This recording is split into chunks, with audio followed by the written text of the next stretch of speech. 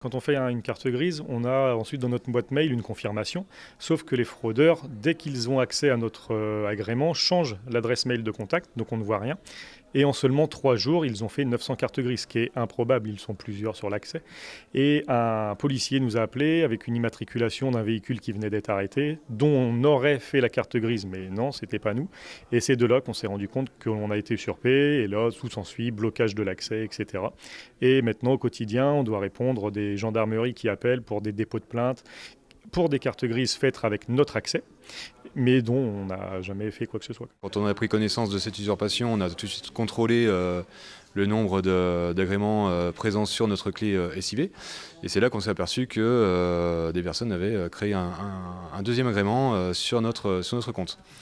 Ce qui leur permettait de pouvoir faire des cartes grises sur notre compte en fait, et ce qui fait qu'aujourd'hui on a un préjudice de 120 000 € pour environ 500 cartes grises. Si nous on fait les 500, on les fait même pas dans l'année.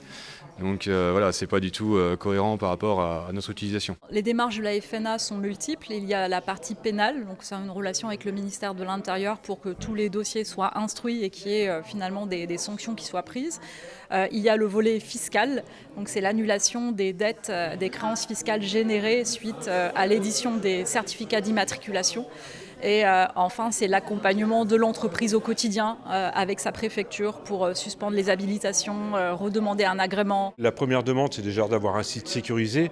Au moins, minima, c'est une double authentification, comme on l'a tous avec nos banques. Alors même si ça nous enquiquine, comme je dis toujours, parce que c'est toujours une manipulation de plus à faire, mais au moins ça nous sécurise. Ça, c'est la première des choses à faire. Et puis deuxièmement, si l'État n'est pas capable de nous mettre un service d'immatriculation, le SIV, digne de ce nom en place, qu'ils reprennent ce travail qui pour moi était, n'empêche, au service des citoyens au départ et un travail régalien.